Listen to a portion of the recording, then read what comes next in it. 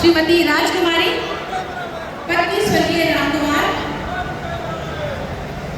5 लाख रुपए का चेक इस मंच के माध्यम से आप सभी जोरदार तालियां इस तक पहुंचाएं।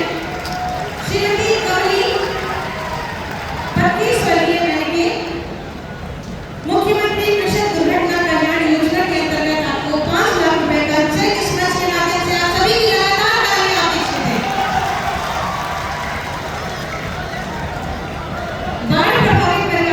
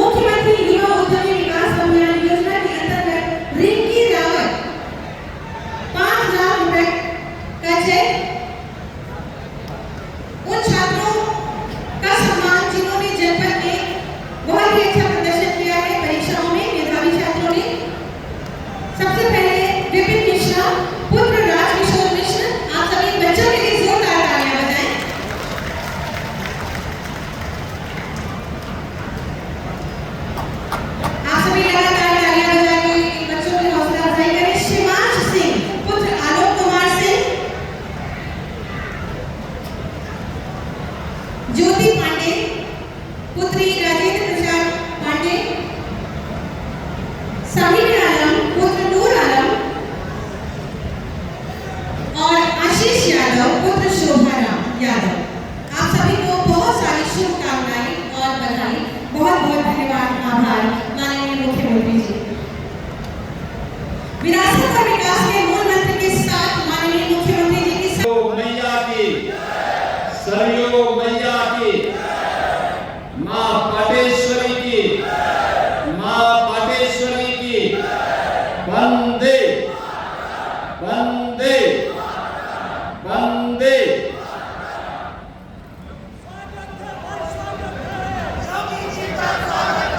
श्रावस्ती जनपद में 510 करोड़ रुपए के लोकार्पण और शिलान्यास के लिए आयोजित आज के समारोह में श्रावस्ती के जिला पंचायत अध्यक्ष, पूर्व सांसद श्री दत्तन मिश्रा जी, श्रावस्ती के लोकप्रिय विधायक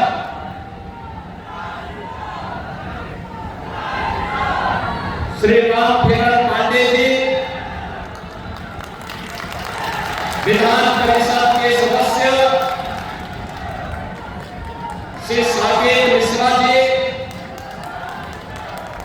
भारतीय जनता पार्टी के जिला के अध्यक्ष श्री मिश्री लाल वर्मा जी, भारतीय जनता पार्टी और अन्य संगठनों के हमारे सभी पदाधिकारीगण, भारी संख्या में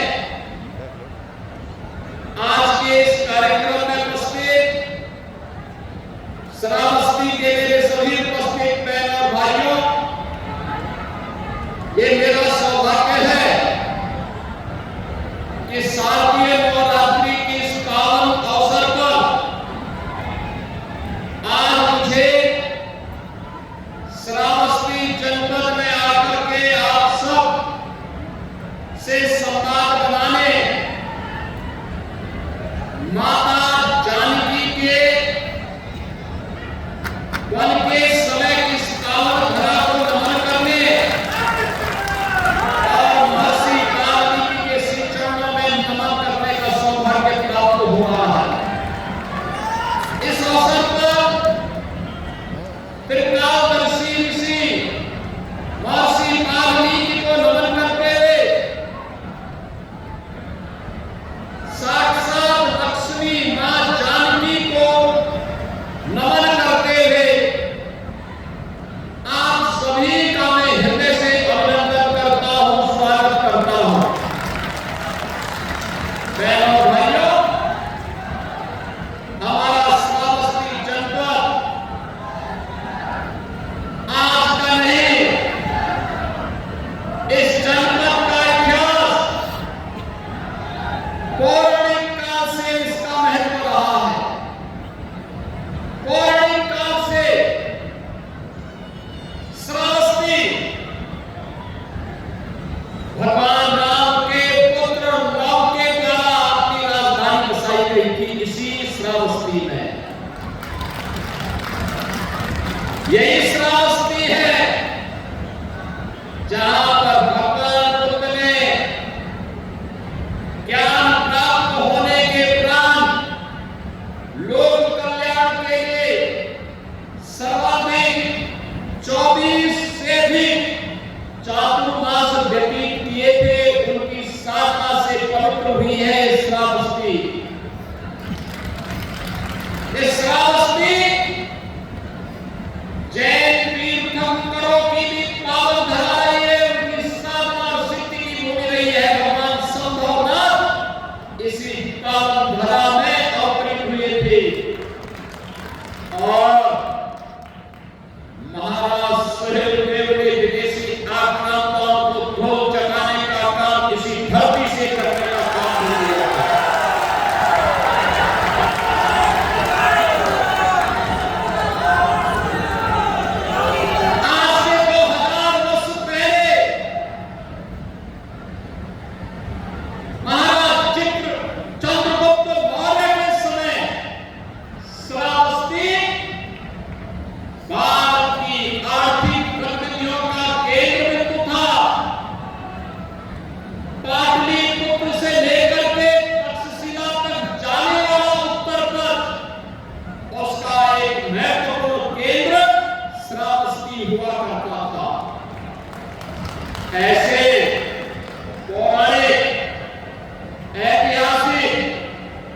दृष्टि से अत्यंत महत्वपूर्ण इस जनपद में आना किसी सौभाग्य से कम नहीं।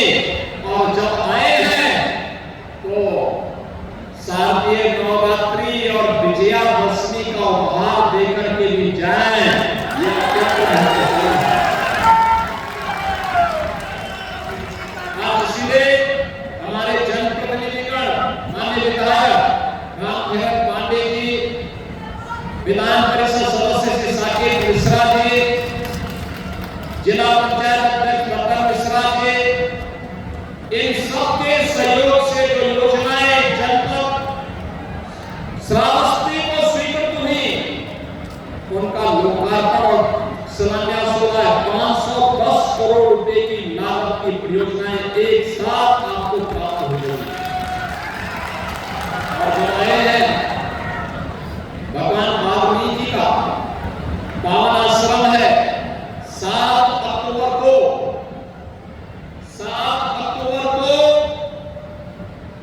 भगवान वाल्मीकि की पावन जयंती है। इस अवसर पर उन्हीं के आश्रम में हम घोषणा कर रहे हैं कि 7 अक्टूबर को हम प्रदेश में छुट्टी का दिवस रखेंगे और हर देव मंदिर में 7 अक्टूबर की तिथि को महर्षि वाल्मीकि के द्वारा बनाए गए रामायण, रचे गए रामायण का अखंड पाठ का भी कार्यक्रम होगा, जिसको प्रदेश का पर्यटन और संस्कृति विभाग आयोजित करेगा। ये हमारी विरासत है। हजारों वर्ष पहले भगवान राम के बड़े पुत्र लव ने अपनी राजधानी बना करके पूरे उत्तर भारत को अभय प्रदान किया था यहाँ के माध्यम से। ये प्रक्रिया लगातार चलती रही। कालांतर में भगवान बुद्ध ने इसी क्षेत्र में आकर के जयपुर में अपनी स्थापना को आगे बढ़ाया था और उनका उंगली मार स्तूपी आज भी श्रावस्ती में मौजूद है, जहां पर उंगली मार को उन्होंने एक सभ्य मनुष्य बना करके मानव कल्याण के मार्ग पर अग्रसर किया था।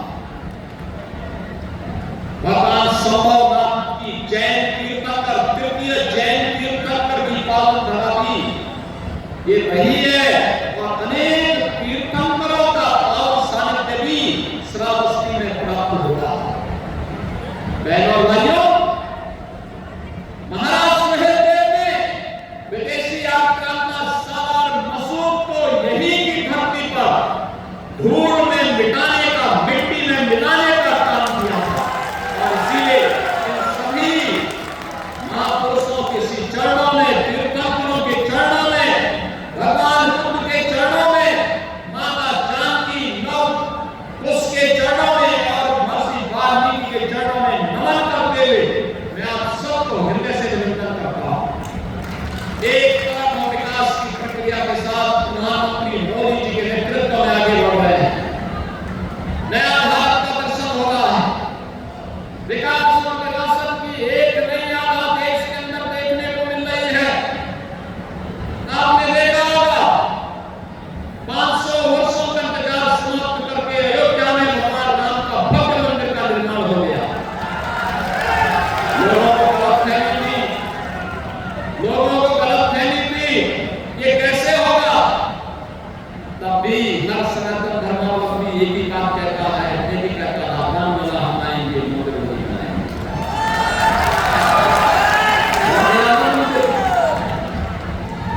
राम लला विराजमान हो गए। अयोध्या दुनिया की सबसे सुंदर पर्यटन नगरी के रूप में स्थापित हो रही है। और 19 अक्टूबर को दीपोत्सव का भव्य आयोजन इस बार फिर से अयोध्या में होने जा रहा है। उसकी तैयारी के लिए आप भी घर घर में दीपक जलाइए। ये नए भारत का दर्शन कराता है। भारतीय संस्कृति जितनी समृद्ध होगी, भारत जितना मजबूत होगा, लोक कल्याण का, वैश्विक कल्याण का मार्ग उतना ही सशक्त होगा। आप प्रधानमंत्री मोदी जी के नेतृत्व में एक नया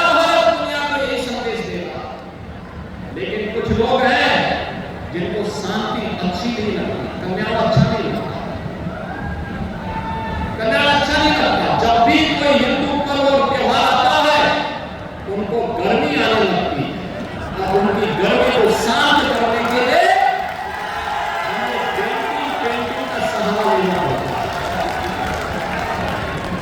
बहनों और भाइयों, आपने देखा होगा महापुरुष किसी भी परंपरा में उनका सम्मान होना चाहिए। आस्था अंतःकरण का विषय है, प्रदर्शन का विषय नहीं हो सकता। जिसकी जो आस्था है अपनी आस्था के अनुसार अपने कार्यक्रमों को संपन्न करे, किसी को आपत्ति नहीं होगी। लेकिन आस्था के नाम पर तोड़-फोड़ करोगे, आस्था के नाम पर आगजनी करोगे, आस्था के नाम पर बाहर चलते हुए नागरिकों पर हमला करोगे, बेटियों का जीना हराम करोगे और व्यापारों के प्रतिष्ठानों पे आगजनी करोगे, पुलिस पर हमला करोगे, तो छेड़ोगे तो फिर छोड़ेंगे भी नहीं और एक बार छोड़ेंगे नहीं तो फिर छुपोगे कभी नहीं।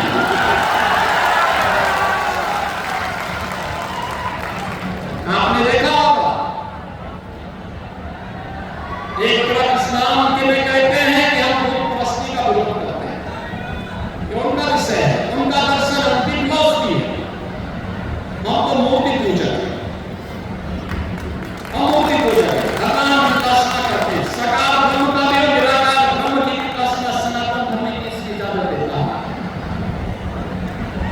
और इस्लाम का न्याय कहता है कि हम बुत परस्ती का विरोध करते हैं, उससे नफरत करते हैं।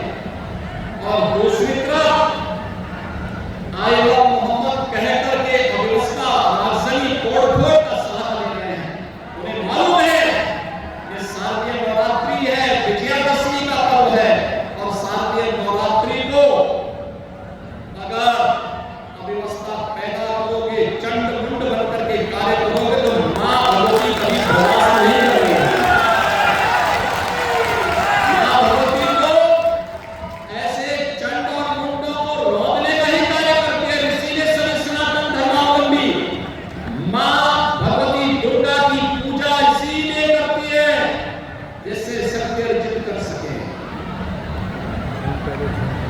आपका उपासना आपका विषय, अंतःकरण का विषय होना चाहिए, चौराहे पर प्रदर्शन करने का विषय नहीं होना चाहिए। और इसीलिए हम लोगों ने कहा कि धर्मस्थलों पर माइक बंद होने चाहिए, तो अपने प्रेमिसेस में आप बताइए, दूसरों का जीना हराम बंद करिए। और एक प्रतिबंध उत्तर प्रदेश में यथावत है, यथावत है। मैं और भाइयों, अराजकता स्वीकार्य नहीं, कतई स्वीकार्य नहीं।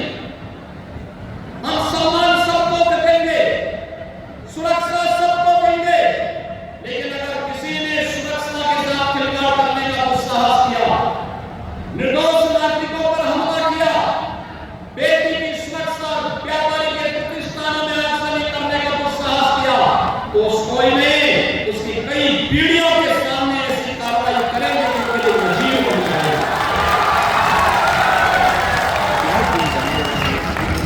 ये जानते हुए कि पर्व और त्योहार उत्साह उमंग का समय होता है, हर हिंदू परिवार जुड़ता है, साल भर के अपनी पूंजी को इस उत्साह के साथ समाज के साथ मिल बांट करके अपनी खुशी को मनाता है।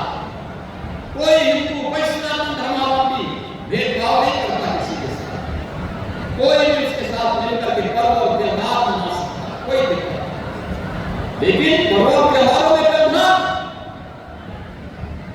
पर्व और त्योहारों के समय माहौल खराब करना, ये स्वीकार्य नहीं।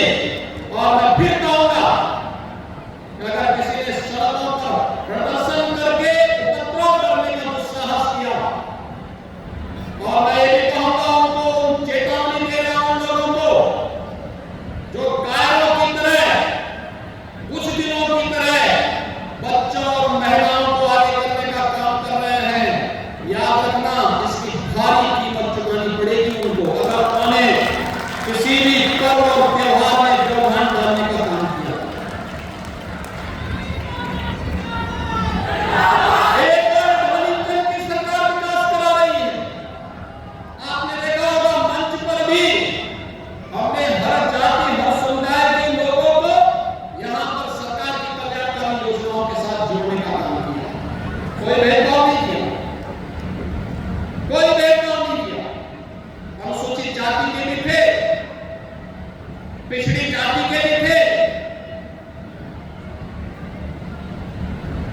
ब्राह्मण भी थे।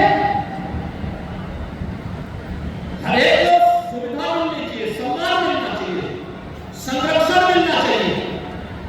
अगर गरीब है तो सरकार का संसाधन का पूरा लाभ उसको प्राप्त होना चाहिए। और मुस्लिम भी थे, कोई भेदभाव नहीं किया। सबका साथ, सबके विकास के साथ सरकार कार्य कर रही है। सड़क बन रही है, श्रावस्ती में एयरपोर्ट बन रहा है। अब याद करिए, इतना बड़ा एयरपोर्ट, आने वाले समय में बड़े बड़े जहाज श्रावस्ती में उतरेंगे तो देश और दुनिया का टूरिस्ट यहाँ पे आएगा। विकास श्रावस्ती का होगा। कुछ लोगों को विकास अच्छा नहीं, कुछ लोगों को विकास अच्छा नहीं लगता। वे लोग पानी की व्यवस्था में विश्वास करते हैं। वे लोग आज भी कानून इस्लाम में विश्वास करते हैं। आज भी मैं उनसे कहना चाहता हूं कि तालिबानी व्यवस्था और यह दारुल इस्लाम की उनकी मंशा उनको जन्नत में भी पूरी नहीं होने वाली है, जहन्नुम में उससे पहले उनको जाना है। भूल गए लोग, ये नया उत्तर प्रदेश है, नया भारत का उत्तर प्रदेश। अगर यह विकास कराना जानता है, अगर यह सबका साथ और सबके विकास के कार्यक्रमों को प्रभावी ढंग से आगे बढ़ाना जानता है, बिना भेदभाव की योजनाओं का लाभ हर तबके को देना जानता है, तो उपद्रवियों से और माफिया तत्वों से सख्ती से निपटना भी जानता है। वो समय गया दूर जब 8.5 वर्ष पहले सपा की सरकार में, कांग्रेस की सरकार में, बसपा की सरकार में इन उपद्रवियों को सरकार अपने आप बुलाती थी, नाक रगड़ती थी, इनके सामने नतमस्तक होती थी, इनको लूटपाट करने की, बेटी की सुरक्षा के साथ खिलवाड़ करने की, व्यापारिक प्रतिष्ठानों में आग लगाने की छूट देती थी, गरीबों की जमीनों पर, सरकारी जमीनों पर कब्जा करने की छूट देती थी। अब ये डबल इंजन की सरकार है, अराजकता बर्दाश्त नहीं करती, और अगर किसी ने अराजकता करने का दुस्साहस किया तो उसकी छाती पर बुलडोजर चलाना भी जानती है, वो भी जानती है। और इसलिए बहनों और भाइयों, विकास की इस योजना के साथ हमें बढ़ना होगा। मुझे प्रसन्नता है, मुझे बहुत प्रसन्नता है, श्रावस्ती ने विकास के प्रतिमाओं को आगे बढ़ाया। अभी मैंने यहाँ पर माता सीता द्वार की इस पावन मंदिर में महर्षि वाल्मीकि के इस पावन आश्रम में आकर के देखा। आपने देखा होगा प्रधानमंत्री मोदी जी ने जब अयोध्या के इंटरनेशनल एयरपोर्ट को बनाया, उसका लोकार्पण किया, उसका नामकरण भी महर्षि वाल्मीकि के नाम पर ही किया। क्योंकि महर्षि वाल्मीकि हमारी आस्था के प्रतीक हैं, हमारी आस्था है महर्षि वाल्मीकि। पहला संस्कृत का मौलिक ग्रंथ रामायण के रूप में दुनिया का सबसे बड़ा महाकाव्य महर्षि वाल्मीकि ने हम सबको दिया है, जो इस लोक में भी और परलोक में भी हमारे आगे बढ़ने का मार्ग प्रशस्त करता है। ऐसे महर्षि वाल्मीकि की पावन जयंती पर उत्तर प्रदेश में अवकाश होगा और हर देव मंदिर में रामायण का पाठ होगा। इस सरकार वहां पर आयोजन करने के लिए सुविधा दी है।